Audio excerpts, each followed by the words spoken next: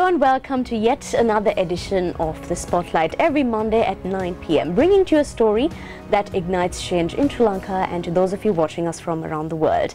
Now today we are here to talk about something that is truly important to the Sri Lankan community, and that is the importance of tourism to our country, especially for the year 2024. To talk more about this, we have with us Dilshad Sadiq, Vice President and Director of Authenticities Private Limited. Thank you for joining us. It's a pleasure to be here, Mariella. Thank you for having me. All right, so before we get into the very deep things, let's talk about your journey. How did you get into tourism? Was it by accident or were you something else before that? How did it all start? Partially accident, to be honest, but Really? like I started off as a stockbroker back in '92, straight after school, after A-levels. I thought financial management was my thing.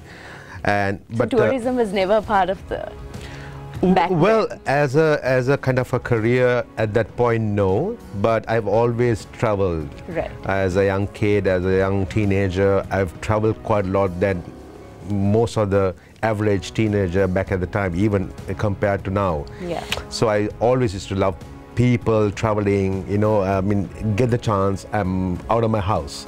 So, well, that was in me anyway. So 5 years of stockbrokering, and I got an opportunity soon after I finished my marketing diploma, and I wanted to explore another industry, and I thought IT would be great, and I got into IT for a couple of years, and very soon found out that that was not my thing, even though that was the groove at that point.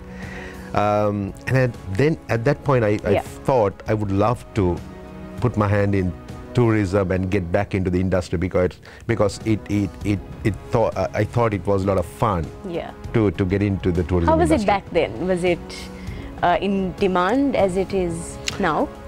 Quite a lot. So, I mean, even though at that time it was during the ethnic war, tourism was very much part of it, you know, and there were some areas that the tourists were not supposed to go beyond, you know, Anuradhapura. Certain areas beyond Polonnaruwa, the east and the north were out of bound. But the rest of the country was open and it was flourishing at that point. And it was nice to see people, tourists traveling around the country, taking pictures and everything. And I thought, you know, it would be nice to sort of get into the kind of industry and be a part of it.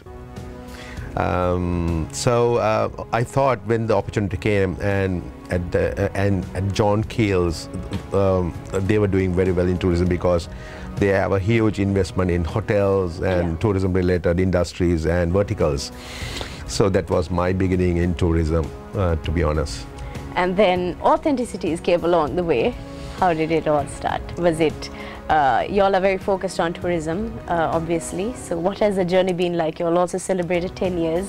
So congratulations on that as well. Well, thank you very much. 10 years seems like a shorter time because I believe we put in a lot of energy during those 10 years. 3 of those were you know, very redundant years, I would say.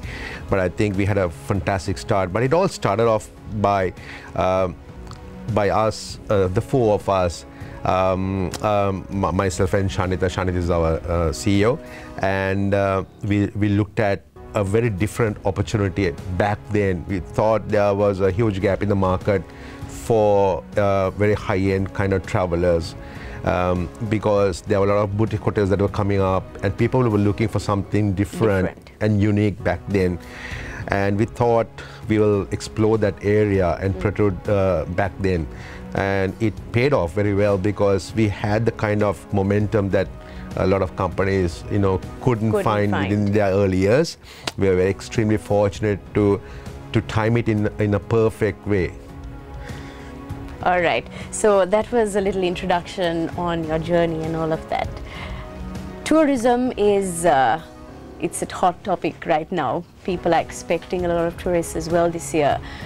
How important is it to Sri Lanka at this point? It's very important. It has always been a very important industry to the country because we are an island, and the climate, our geolocation is perfect for any travelers who want to traverse between the west and the east, and we are a lovely transit point.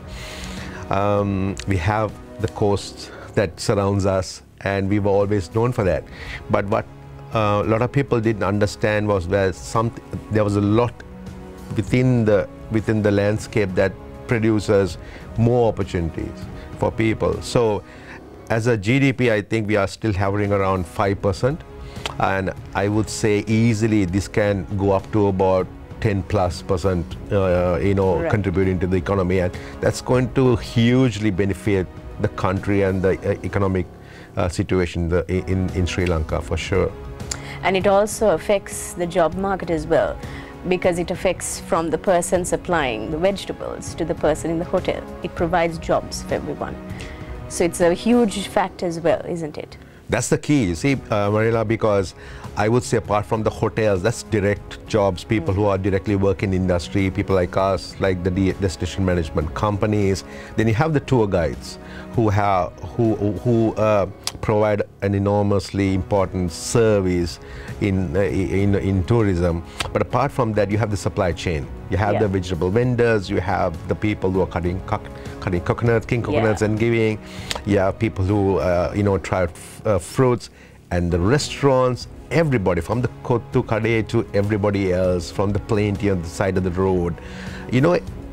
Tourism touches them, and that has a direct impact on economy, the lifestyle included. So I believe tourism plays a massive role in the resurgence of Sri Lanka, and we saw that over the last 3 years, from 2019 to about 2022 mid, during the economic and political crisis, lack of tourism, the kind of impact it had on our economy. So I think thankfully we've got it back in shape, and hopefully this will go up the train as we speak. Yeah, a lot of people are predicting that 2024 will be a good year for tourism, so fingers crossed. So let's talk a bit now. Tourism, it's not an easy field as well. It's a very demanding market, and I'm sure you and the company and people in the field come up with a lot of challenges. Let's talk a little bit about that. How do you overcome them? Well, we are at that point because we really didn't, we knew having a good traction last year with the resurgence of tourism. When things got back in shape for Sri Lanka, the tourists started coming to the country. But now we're in a situation where lack of vehicles, good quality guides, some of the hotels are not back in shape because it requires a lot of investments. And the kind of money that you require, the kind of funds that you require to get the hotel back in shape, it requires a lot of commitment from the owners and people who fund it. So that's going to be a massive challenge. The service. So let's talk about the hotels. Yeah. So I mean, if you look at the infrastructure, I know we have come a long way, but there's a lot more to be done. I mean, the road networks still can improve the efficiency of the road networks. There are too much of cars on the same roads. So that's one problem. The other one is the hotels. There are a lot of hotels that they were closed for some time. A lot of people lost jobs, and they were forced to close the hotels because they couldn't run it. And now they're coming up, but the thing is, the air conditions are expensive. You're talking about utility, the electricity, a lot of input costs are very high. So those changes are really has a profound impact on their bottom line and how they want to operate. Apart from that, the service factor, we are struggling to find good quality guides and national guides and chauffeur guides. A lot of them, they sold their vehicles. They can't maintain during the pandemic or after that. Buying a new vehicle is out of bounds because of the import embargo and restrictions. So that's a massive problem. So we have to manage with what's left. Unfortunately, and this can go along. This would be one of the things that we can take it as a topic to discuss later on and see how we can plug this in to develop tourism in the future. That's right. Now with the VAT hike coming in as well, it's not going to be that easy as well, but there are talks going around that it will be reduced. So how are we all dealing with that when people say the prices are too high? What is your answer? So this is another compounded problem because as as the industry, lifts its head, there's some kind of thing that comes and, is a hindrance to the development. And it's very important that we talk about the consistency of the industry, the kind of travelers who will come throughout the year, keeping the hotels busy, people in the industry operating, and the service factor, people coming back into the industry. We lost a lot of good hands who have migrated to other countries because of lack of tourism. But if we are going to get them back and get people back into the fray, we need to have a very consistent level of tourists coming in. With the prices going up, we are showing them off, because they can look at other destinations like Vietnam, Croatia, Thailand. Japan is now doing really well, even with their cost, but people see value in that, what they're getting. So there are a lot of destinations that are opening up, competing with us. So we need to keep that momentum and traction up. And this is going to be a massive challenge going forward. With the prices of VAT increase, you can just imagine the kind of input cost to the hotels. The vegetable prices going up these few days is imaginable. You have a buffet and you have all the you have all the ingredients and and the food that's on display. But today people have to cut down those costs or come up with food with a higher price, which people can't afford.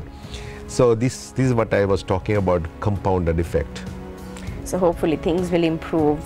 Now in terms of stakeholders, including hoteliers, they have a huge influence on the growth factor of tourism. Is there anything that they could do? I know things are tough at this point, but I mean, it could be your personal opinion. How can they contribute to the growth of tourism in Sri Lanka? I would say they have done a fantastic job so far. I think to get back tourists to come to Sri Lanka, the private sector included have played an enormous arduous task in getting it back. The hoteliers in fact have been attending all the travel shows. They have gone abroad, promoted the country, and this has been the significant strength, bringing back tourists, giving that sense of positivity to visit the country, and to upgrade the hotels and to keep the staff managing that is a huge task for them. And to be honest, they have done a very good job so far. They need more support in the sense the construction costs have like tripled over the past couple of years. This has to be managed. I know it's globally affecting all the hotel industry, but we have our own groundhole problems, so we need to manage that. So in what ways can the government and the private sector, they could work in two different ways, or they could collaborate, the private sector and the government sector, to foster a more conducive environment for tourism and for the development of tourism in Sri Lanka? What can we do more? Since this is a very crucial year, and since you're working hands-on in the industry on the forefront, what do you think we require more? Well, this year the projection by the SLTDA is about doubling the revenue from last year, from $2 billion to about $4.6 billion. So if we hit that target, which means that would be the best tourism year ever, surpassing the 2018 figures as per SLTDA. I'm very confident that we would hit or even reach a point beyond that. Coming back to your question, Mariela, I think it's very important that both the private and the public sector come together, understanding the importance of tourism, because it can naturally play a pivotal role in lifting the economy to the levels that we desire. And foreign exchange is crucial to the country, as we know, because foreign exchange will stabilize the economy, it will foster growth, and it will instill the level of confidence for other investors to come in, including hotel investors. So independently and together, the private and public sector can play a very important role in instilling this confidence to the global market. And in tourism, the challenges are 365 days a year. But having said that, including the construction costs, including looking at new ways in which the hoteliers can invest in different locations without being honed down to one area. We feel that certain places it already looks cluttered. LA is becoming something like that. It had a really good traction over the last couple of years. Most spoken city or town in Sri Lanka for some time. But there are a lot of other places that we can really develop, like Galloy has been doing very well, but the Ampara district, Jaffna can attract more, the East Coast can attract more, Kalpitia zone have been talking about. And here's the thing, I would say from a personal perspective, I would say the private sector entities can come in terms of shaping up restaurants and entertainment hotspots to make sure that the tourists have something to do. There's no point having a zonal development like Kalpitia and having a few resorts, but there's no place to eat. The same problem is being felt in Pasikoda. You have about 14 to 15 resorts with a sizable inventory to attract the travelers during the summer or the summer to the East Coast. But where do they go and eat? Only at the hotel, which is very boring for people to do. So the country and the tourism fraternity will have to look at new ways in attracting and keeping the tourists engaged, because tourism is about not coming to a hotel and the sandy beaches out there and laying all day just having the same food for 7 to 10 days. They would like to explore the area, to see there's a bar or a pub and a lovely restaurant. So this is where the private sector, even the people in the community around the area, can come in and play a role. And the only thing is, I believe they would need the kind of support and the guidance. And this is where the framework comes in, the tourism framework, in which everything is sort of spoken out, and we have a blueprint in which we sort of get different aspects of restaurant providers to pubs or entertainment hotspots, something to do, activities included, for them to play a very pivotal role in supporting the growth of tourism. For my next question, please correct me if I'm wrong.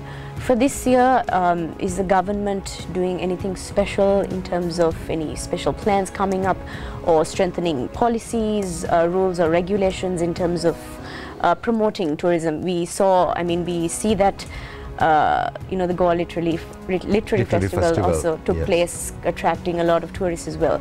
Are there more plans coming in? Well, I believe a lot of private sector entities, including some of the boutique hotel association, they are very active. We have always kept ourselves busy. And this is where we would need the support of the tourism ministry and the industry. I know as a country we are still coming out of the dark, of following the economic impact. But here's the opportunity and the chance to sort of fast track this thing. Because that is why I was saying that we need to have a very clear-cut blueprint and a policy development, not only policy, in executing the policy and the action plans and the strategies attached to that. And this is where the private sector entities can collaborate with the government sector, and to ensure that we have a very busy year-long plan executing these actions to attract, to do something different all the time, because we have a fantastic land to play, because we have different zones at different climates, with different landscapes, with different lifestyle, different food habits, different cuisine. And Sri Lankan cuisine is much spoken about nowadays, and people are really loving our food. Back in the days, I can remember people felt and thought that our food was too spicy. But today's travelers are quite adventurous. They like to go try it out. And apart from the hoppers, the curries, the spice infused curries are something that is really spoken about, and it's wonderful news to our people. And this is where the community can come together, and we have amazing food around. But we had to look at the hygiene factor. We had to look at how best we can educate people to serve the tourists, because they are very concerned about that. But they love our food, but they are also concerned about the hygiene factor as well. Yes. But with a little bit of help and guidance, the people in the outskirts can come into the fray, and they can play a pivotal role, a much more robust role in developing and sustaining the industry, and they will benefit by doing so. So this is where I think we might get people, places, products, hotel owners, the guides, the tourism company, and the public sector coming in one page and making sure that we understand this, and we have a very easy to understand, simple, medium, short-term plan to execute the strategies. And as cliche as it sounds, Sri Lanka is a country that has something for anyone. Be it climate, food, if someone is looking for the cold weather, we have something for that. That's the beauty of our country.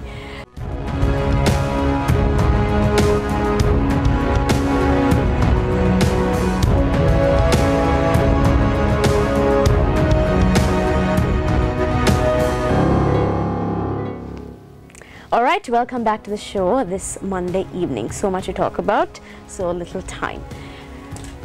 Tourists, when they come to Sri Lanka, it's sometimes, most often, they face various issues in terms of safety, health, hygiene, security, etc., etc. What do you think of it? Well, let's look at from the arrival point of view. I believe we can now, the last few times I've been coming from the airport, saw tourists queued up, because thankfully there are a lot of flights coming at the same time. Now, we didn't have this problem a couple of months back. There's quite a contrast now compared to a few months before. And this is good news. The only thing is, the bad news is that they are queued up for some time. Yes. So we need to look at efficiency. We need to make sure that they are welcomed in proper way. Maybe digitalize some of the documents, or using technology we can fast track some of these things. Have multiple points in which the immigration officers can serve the clients. And a year and a half ago, we used to come down. We used to come from abroad, and we can see just one flight at the airport.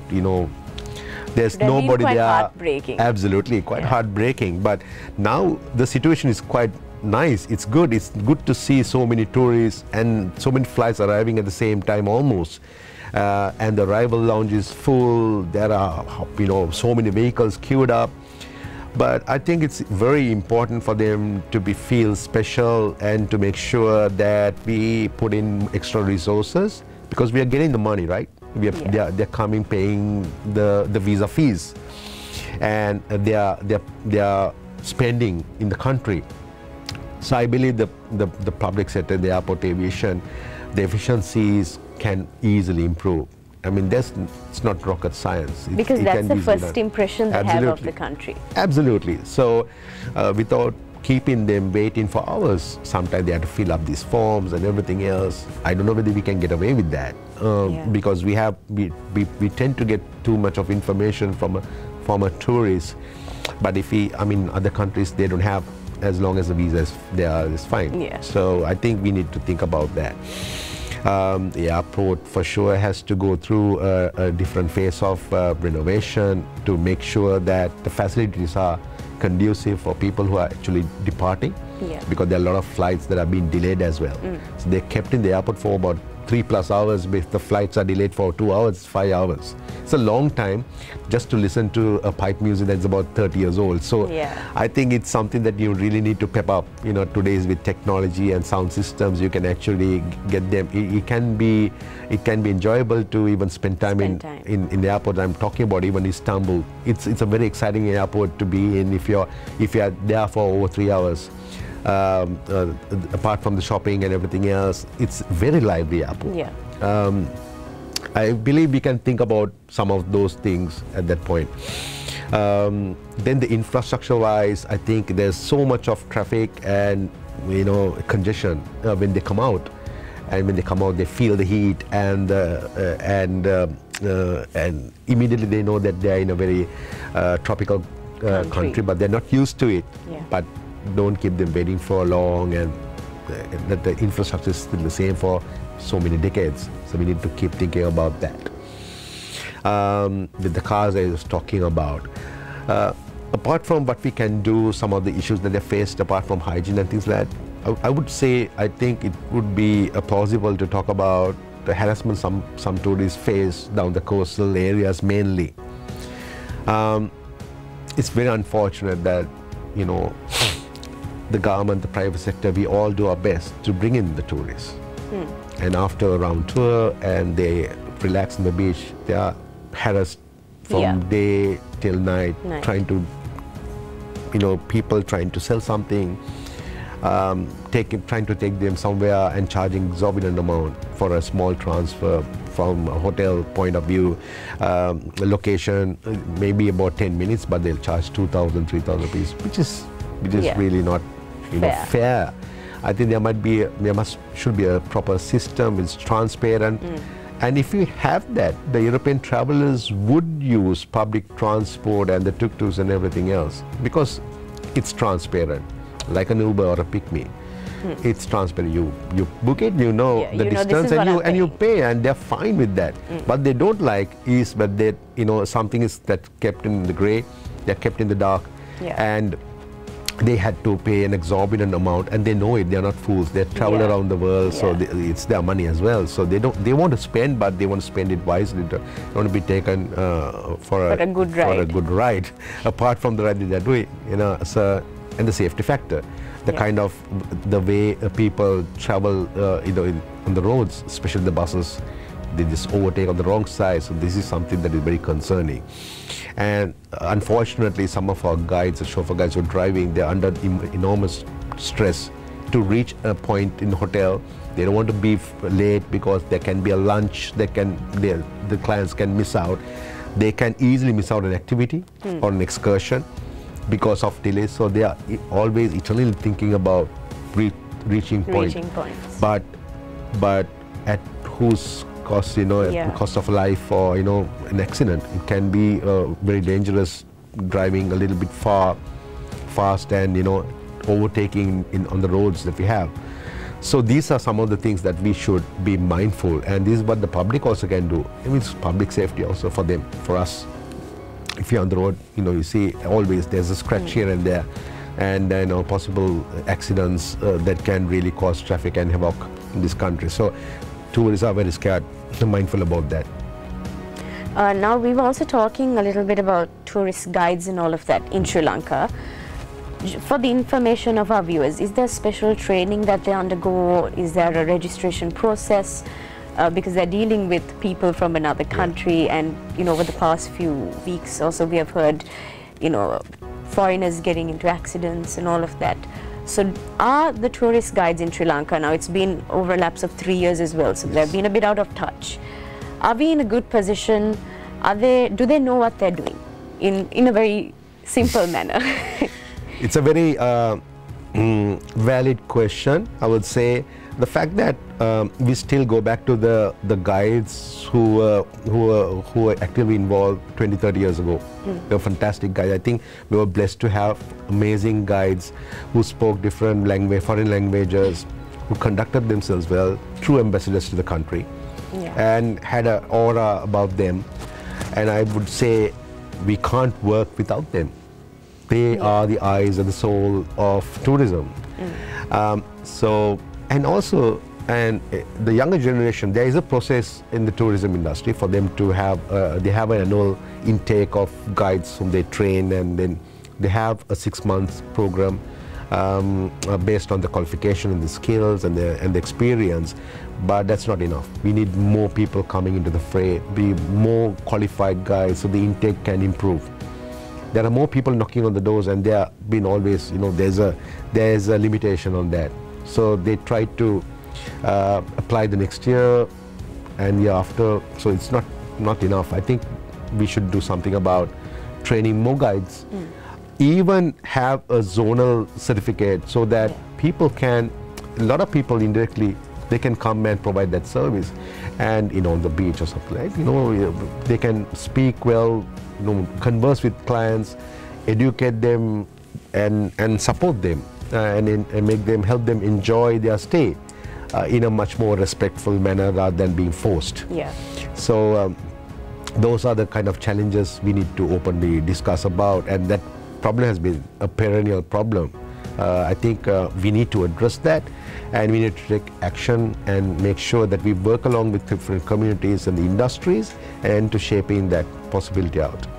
Now that you're working in the industry for a good amount of years, is there a demand for the youth coming into the tourism industry, or is it more of the senior crowd still, or do we see the rise in the younger crowd coming in, actively taking part in maybe guiding or things like that?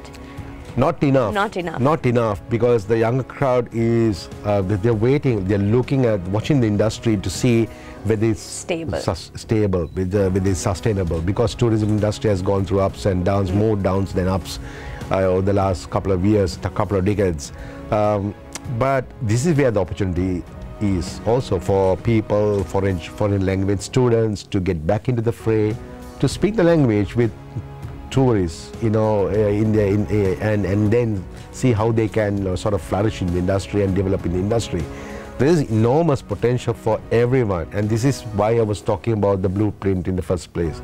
We need to look at people, product, and places, and to make sure that people play a very important role in complementing the product and the places that we have. If we do that, there'll be more investors coming in, because there's a lot of youth, there's a lot of human, capital that is involved in tourism. Yeah. There are about over 1 to 3 million people indirectly involved in tourism. People who are directly involved in tourism is about over 200,000 only. I think we can easily get that number up by a couple of folds if we get this right. And this is why we need to make sure that we have a sustained growth, stabilize the industry, and to battle the compound effects of VAT and the taxes and the cost going up. Because if the cost goes up, they might not come throughout the year. And as much we speak about tourism, it's only a good 3 to 4 months in winter that everybody is super busy. Yeah, there are a couple of days or a month in July, end of July and August, when coinciding with the summer holidays, that tourists do come. But the rest of the months we are sort of, it's very lull and very quiet. Yeah. But there are other places in the countryside, in the island, that people can really enjoy. And that's a beautiful way of exploring the country when things are not very busy. And I think that's where the potential is for everyone. And if we do that, and that will help the other zonal places to develop, and other communities to sort of get the better of tourism, and to relish the benefits of tourism. And by doing that, we can easily make the industry stable throughout the year. So now, from an industry perspective, from where we spoke about what can the government do, the private sector, for the benefit of tourism. Now, for someone working in the field itself, what do you think the industry can do for the purpose of development and to foster the progress of tourism in Sri Lanka? We need to think differently. We have been always looking at developing tourism the same way over the last 5 decades. And that's where Authenticities also came. We found out there was a gap in the market. We looked at a segment of travelers who wanted something special and unique. We catered to that requirement, that need, that opportunity. And this is where a lot of other companies also can come in. There's growth for everyone. We don't have to be intimidated by others coming in. But if we think differently and we play it right, there's in it for everyone. So other aspect of the industry is that if you really look at the East Coast, Kalpitia, and areas such as Ampara, and, you know, the Uva district, there's a lot of potential for people to invest and to really position their landscapes, which is fantastic news. Because most people think there are only certain spots in Sri Lanka to see, but there are many untapped spots that have a lot of potential to get in tourists as well. From the public sector, what do you think we could do? From the public sector, well, we spoke about the efficiency at the airport, but apart from that, I would say, I mean, the train journeys, for example, you know, they are a real hot seller. You know, people love train journeys because the train journeys in the country, the tea country, is truly magical, and it's more often than not, it is always in different international journals, you know, featuring the magical train journeys through tea countries. And, you know, just add a few carriages, so they make sure that people go with locals, and there's more scope for people to get that, to enjoy that product. Right now we're all fighting, you know, with the limited seat capacity, you know, and things like that. They're okay with the delays, but I think the capacity is a bit of an issue. So the public sector can really come in, you know, into supporting that particular aspect. As an example I took. Apart from that, the public transport system, there are some people who would love to do that, you know, and to ensure that people also, you know, have like apart from the cabs, or, you know, it can be very expensive going in the car all the time. But there are a couple of segment of travelers who would love to use a public transport. And if you have a good coach like the southern one that we're talking about, and if you can have something like that to you know, encourage tourists to go through, they might even look at that. What about in terms of health and security? Are we doing enough, or are we okay, or is there more to do? There's always more that we can do, because I believe we've over the last couple of years, we have sort of come down in our standards, and I think we need to get right back up.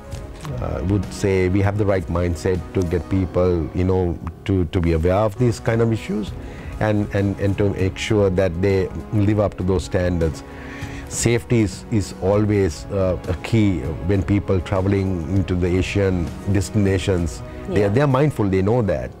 But I think that's also another opportunity for people to develop their business to a level that foreigners come and patronize their establishments. Now, in terms of the general public, sometimes we think, okay, it's only the guides, it's only the ministries, it's only this. But I think also the general public also have a very important duty and responsibility in terms of creating a safe environment as well for tourists who come to visit Sri Lanka. Sometimes, you know, we see, you know, tourists is walking on the road, and sometimes tuk-tuk drivers tail them and harass them. But that is where, you know, we could come in and say, you know, don't do that. Allow them to enjoy their stay. Small things like that, I think we can do as normal people outside, from the working outside the industry. What more do you think we could do as a nation? There's a lot. I think the kind of the garbage disposal and the plastics that's thrown around, you know, it can be a huge issue, because, you know, there are a lot of, I mean, people say that we are a clean and green country, but there are certain areas in the country where it's so far. So, you know, I mean, I would say this is where the community, if they keep the environments clean, right, people would enjoy traveling through the country even more.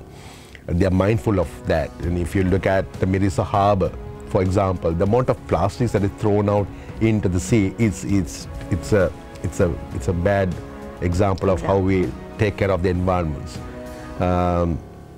So they might enjoy the cruise in the sea, but the thing is, the manner in which plastic is thrown out into the sea openly is a bit of a concern.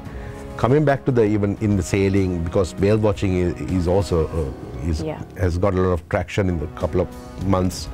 I would say people going after all, whale spotting. It's something that is spoken very openly in the international arena, because that's very disrespectful to the animals. Everybody coming through the same way in Yala. Yes. I'm sure a lot of people have been talking about the number of vehicles that you find in Yala surrounding just one leopard spotting, and some people just try to get closer, and that can be something that is very disturbing to the eyes of a tourist.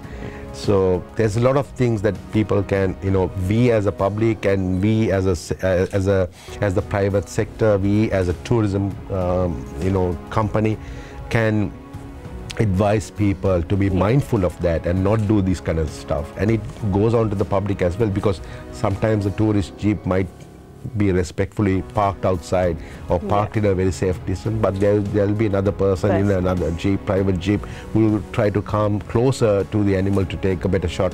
You don't need to do that. You can use your lenses and take it from afar, and have a quiet moment without talking, without chatting. And that goes the same way to whale watching as well. Everybody goes after the single whale spotting, and you can see that, and that's something and then you scare the animals away. Yeah, it's disrespectful as well. So I think this is something that we need to educate the locals, because they are the people who offer this service as well, come into the tourism industry as someone who's in the supply chain. So the folks, the fishing folks, we have beaches, but there are unclean beaches as well. So this is something that we can all do. Clean up the beaches, and that Zero Plastic movement has done a fantastic job. I think we have the Peco Trail that is developing very well as a product, and that has got international recognition. Now we need to really come abroad, all the community people, everyone, to make sure that we do our best to safeguard the environment and not make it like a plastic throwing activity or something like that. All right, that was great. And also, all of us don't have to be in power to make these small changes and necessary adjustments to make a better environment for the tourists coming in.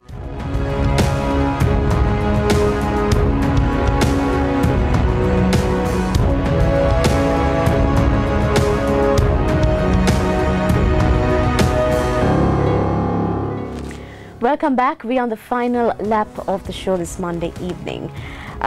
My final question for you is, are there any initiatives that we could do to raise awareness among communities, the local community, and tell them about how important this is? What do you have to say about this? Plenty, because we as a company, Authenticities, for example, we are looking at working with selected partners, hotels, into embracing regenerated travel. The regenerated travel concept is based on supporting the immediate communities around their vicinity. So this is more than just just a boat ride or cycling tour or something like that. It goes beyond that. It's about really looking hard at your product and the kind of activities and experience that you can really curate, and support, truly embracing, developing, nurturing, and supporting the community around you. You can source all the vegetables from them. You can support them by giving something. There are plenty of lands around most of the hotels or the zones. So you can really look at how best you can work around in regenerative travel concepts. And this is something that Authenticities is looking at, really instilling the kind of measures through the hotels to the community, so that the community benefits. All our experiences are based on embracing the communities surrounding the areas of the hotels, and this is very important because that would mean that the dollar stems down to those people, and they benefit out of that. So it's a very important aspect in tourism, and a regenerative travel concept is something that has been there for some time, but now is actively more spoken about. I think we are taking a lead as a company to really work with the communities through the hotels in those areas. For example, I think we can really look at convincing hotels to avoid using plastic bottles. Now, this is something that we have been talking since 2018 with a lot of hotels. We, as a company, we avoided using plastic bottles. So we use the refillable flasks with their name on it, and we give it to every single tourist. And up to now, I'm very proud to say that we have reached over 700,000 plastic bottles have been saved going into the planet. Brilliant. That figure can reach easily over 1 million in a couple of months. So that's our initiative. But in a hotel perspective, there are still, some of the hotels are still using plastic water bottles, plastic shampoos, chemicals and things like that. So this is something that we can work with hotels, and we're actively doing that. So my point is, with the hotels, with the private sectors, with the zonal development, we can look at maybe somebody producing bottles, glass bottles, and with the branding of independent hotels to be a supplier. Because a lot of people say it's quite expensive for them to do that by themselves. But collaboratively we can do that. Yeah. As a zone, as a cluster, or as a country. There can be a couple of bottle manufacturing businesses or entities that can come in and take this on. So we can do one by one. And the blueprint that we were talking about is something that we can look at one aspect, and this aspect can be this. Yeah. The plastic, avoiding plastic can be another thing. Avoiding chemicals could be another thing.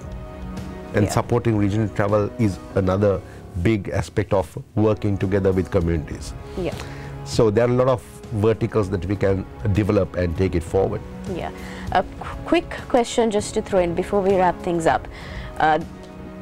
Regarding this, there are mixed feelings, different opinions, of course. Right. Sometimes tourists like the nightlife. Are we doing enough? Is there a high demand for it, or what is it like?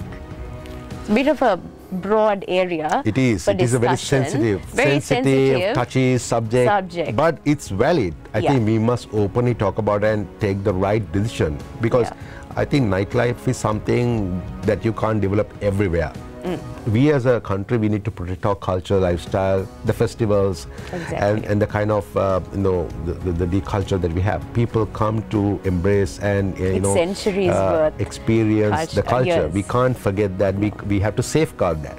But having said that, like Colombo, yes, the nightlife is already there, so we can develop that particular zone, few areas. So we can even look at a couple of hotspots in which people can enjoy nightlife. Ensuring that it's safe as well. Ensuring that we protect the cultural aspects, the safety aspects, and everything that goes along with it. But not all tourists who come to Sri Lanka are looking for nightlife here. Yeah. They'll go to another country to have a good time. Yeah. But they can have a good time in a different way in this country. And that's something that we need to be mindful about. And it's important that we protect what we have. It's absolutely, and this is something that we need to be aware of, and as I said, we should openly talk about it. Yeah. But entertainment comes in different forms. You don't need to go to a nightclub, but having a simple, lovely pub or having a restaurant is fine. It's okay. And this is where I think, places like Anuradhapura or places like in Dambulla, Sigiriya, where a lot of tourists are accommodated, and they have very less option to go and enjoy something different to their day-to-day routine, because every time they're having hotel food or rice and curry. Yeah. But if they want to have an Italian meal just for one day outside the hotel, but in a local restaurant. Yeah. And this is what I'm talking about. So you can have maybe 1 or 2 quality restaurants in one of those areas. I think can really benefit. In Kandy, being a hub, we have very few options for tourists to come and have and enjoy. Galle, yes. Galle, thankfully, we can take Galle as an example and sort of spread that out into the rest of the zones. And that would mean more people investing, more people coming to tourism, more people benefiting, and at the same time the tourists enjoying having a good time. And that's the kind of entertainment I'm talking about. Yeah. And we can actually have art, culture, you know, we can have those kind of things projecting in a very meaningful manner, and whilst protecting that as well. Right. So unfortunately I have to officially wrap things up now. What is your take-home message to all of us watching us today? Well, it's a billion-dollar question, but I would say I think tourism is something that this country has huge, enormous potential, and I think we all can play a very important role in it. But importantly, we need to make sure that we understand where we stand as a country, and to look at very unique ways in attracting high spenders and the different segments of clientele, and to ensure that there's a role to be played by everyone, and there's and everyone can benefit, including the communities that surrounding. All right, so that brings us to the end, and I had to thank you for joining us today, and wishing you and the company nothing but the best. My pleasure. Thank you very much for having me. All right, so that brings us to the end. Join us again next week for a story that will ignite change. Until we meet again, stay safe and have a pleasant night.